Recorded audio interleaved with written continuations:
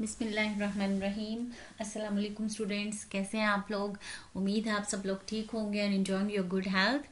Students, कल हमने RAM के बारे में पढ़ा था।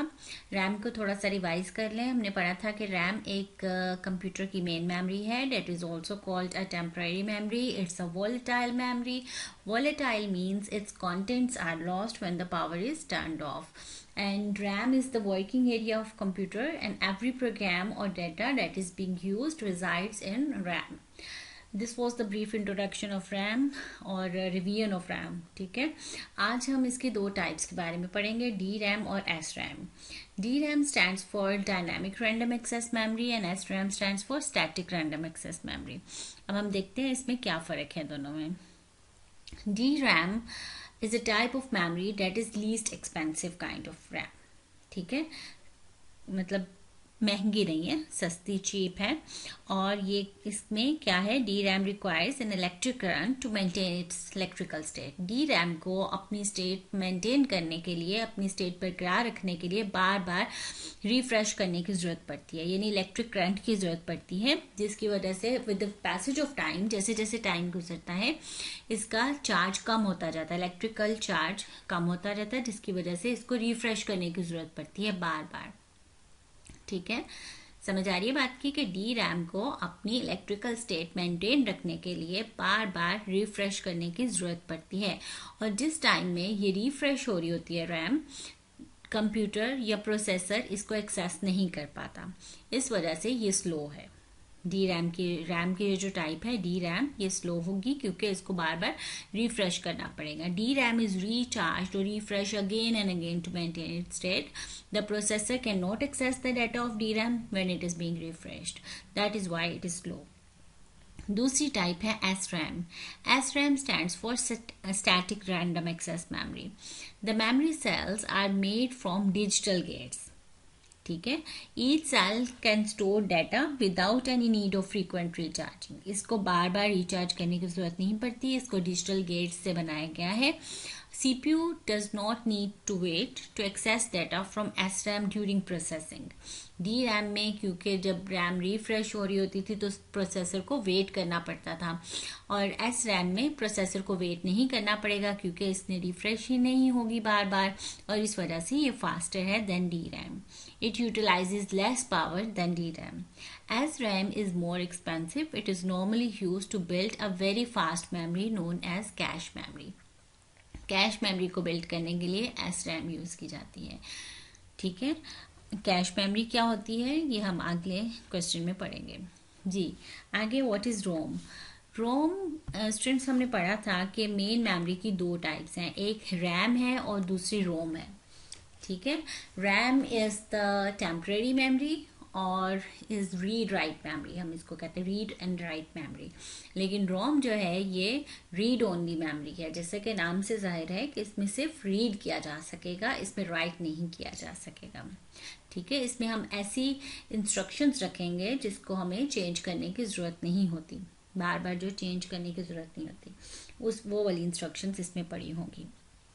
स्टूडेंट्स, हम कह रहे हैं कि ये रीड ओनली मेमोरी है, जब हम इसमें राइट ही नहीं कर सकते तो फिर हम रीड कैसे करेंगे, मतलब कुछ राइट हुआ होगा तो हम रीड कर सकेंगे ना, तो फिर इसमें कौन राइट करता है, इसमें मैन्युफैक्चरर राइट करता है। जिसने रैम बनाई है, जिस कंपनी ने रैम बनाई है सपोज, तो वो कंपनी इसके अंदर इंस्ट्रक्शंस राइट कर देती है, और जब हम कंप्यूटर में लगा देते हैं तो सिर्फ हम इसको रीड कर सकते हैं, इसको राइट नहीं कर सकते।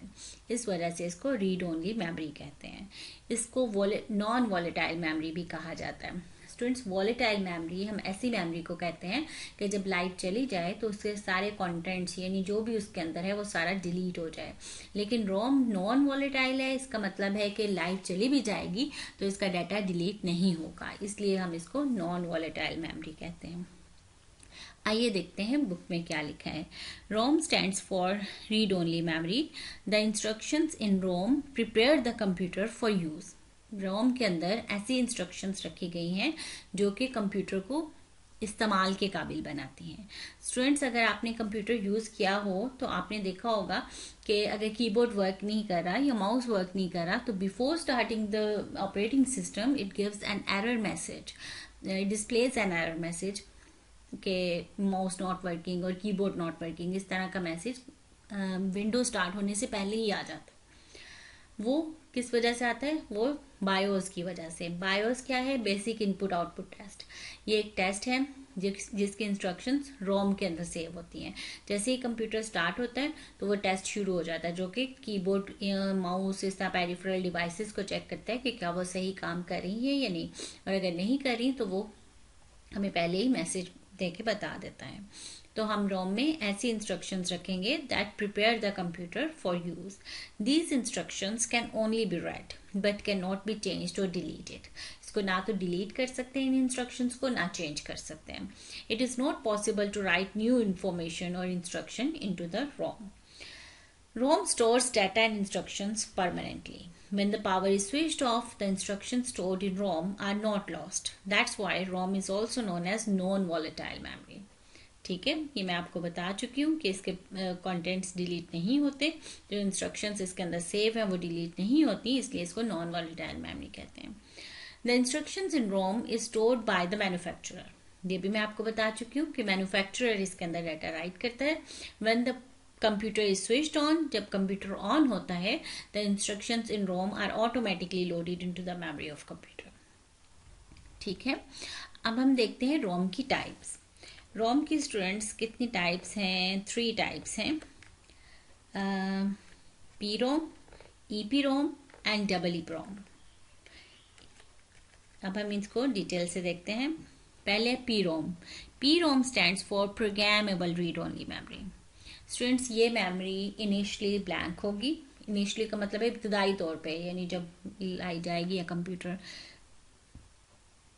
मैन्युफैक्चरर के पास होगी या यूजर लेके आएगा पी रोम, तो वो इनिशियली ब्लैंक होगी और एक दफा उस पर डाटा राइट किया जा सकेगा, उसके बाद उसको राइट नहीं किया जा सकेगा. ठीक है, ना उसको चेंज किया जा सकेगा ना डिलीट किया जा सकेगा. दूसरी टाइप है EP ROM. EP ROM stands for erasable programmable read only memory. इसको एक दफा इरेज भी किया जा सकेगा. जो प्रोग्राम आपने लिखे हैं उसको कुछ स्पेशल डिवाइसेस यूज करते हुए इरेज करके दोबारा लिखा जा सकता है. और डबल ई रोम जो है ये electronically erasable programmable read only memory है. इसको एक से ज्यादा दफा लिखा भी जा सकता है और डिलीट भी किया जा सकता है. अब हम देखते हैं यहाँ पे क्या लिखा है. PROM stands for Programmable Read Only Memory. This form of ROM is initially blank. The user or manufacturer can write data and program on it using special devices. Special devices use करते हुए manufacturer या फिर user इसके ऊपर data write करेगा.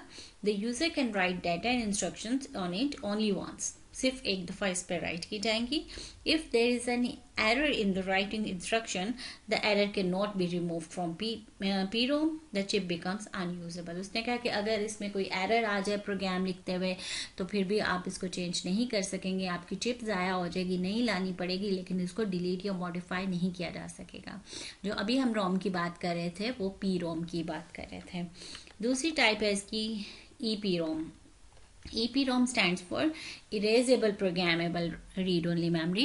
This form of ROM is initially blank. Initially ये भी blank होगी और user और manufacturer can write data and programs on it using special devices. The data and program written on it can be erased with special devices using ultraviolet rays. Ultraviolet rays use करते हुए या special devices use करते हुए हम programme को erase कर सकते हैं. The user then can write new program on it. लेकिन डबल ई प्रोम जो है, in this memory user can erase and write instruction with the help of electrical pulses. If there is any error in writing the instruction, the user can erase the contents electronically. बिजली से उसको erase भी कर सकता है और नए contents add भी कर सकता है और modify भी कर सकता है. ठीक है जी. इसमें दोनों में क्या डिफरेंस अब घर में आपने करना है कि एस रैम और डी रैम में क्या डिफरेंस है, ये आपने लिखना है, अपने नोट्स बनाने हैं इसमें. और रैम और रोम में क्या डिफरेंस है, पी रोम और ईपी रोम में क्या डिफरेंस है, ये आपने होमवर्क करना है इसका. जी स्टूडेंट्स, नेक्स्ट क्वेश्चन है, what is cache memory? How does it affect the working of CPU? A cache is a small and very high speed, very fast memory. It is designed to speed up the transfer of data and instructions. It is faster than RAM. The data instructions that are most commonly, most recently, or most frequently used by CPU are stored in cache memory. The data and instructions are retrieved from RAM when the CPU uses them for the first time. A copy of that data and instruction is stored in cache. The next time the CPU needs the data or instruction, it first looks in cache. If the required data is found there, it is retrieved from cache memory instead of the main memory. It speeds up the working of CPU. Students, जब CPU कोई काम कर रहा होता है, कोई data या instruction, कोई काम बार बार जो उसने करने हैं, सीपीयू को चाहिए है कोई मेमोरी से डाटा चाहिए है, तो सीपीयू को बार बार रैम से कांटेक्ट करना पड़ता है। ठीक है, मेमोरी से डाटा लेकर आना पड़ता है। सीपीयू और रैम के दरमियान में एक फास्ट मेमोरी, एक हाई स्पीड मेमोरी लगाई गई है जिसका नाम है कैश मेमोरी। जो इंस्ट्रक्शंस बार बार सीपीयू को चाहिए होती हैं वो कैश मेमोरी अपने अंदर स्टोर कर लेती है। इस तरह सीपीयू को नेक्स्ट टाइम जब वही इंस्ट्रक्शन चाहिए होती है तो बजाय वो रैम में जाने के वो पहले कैश के पास जाता है। अगर वो इंस्ट्रक्शन उसे कैश से मिल जाती है तो वो रैम के पास जाने की उसे जरूरत नहीं पड़ती, कैश मेमोरी से ही सीपीयू पे आ जाती है और सीपीयू से कैश तक जाती है। इस तरह से इंस्ट्रक्शन फास्ट हो जाती है, स्पीड अप हो जाता है ये प्रोसेस। ठीक है जी स्टूडेंट्स, आज के लिए इतना काफ़ी है। उम्मीद है आपको समझ आ गई होगी। इस बारे में अगर कोई क्वेश्चन हो या कोई प्रॉब्लम हो तो आप व्हाट्सएप ग्रुप में पूछ सकते हैं या फिर कमेंट्स में पूछ सकते हैं। Thank you very much.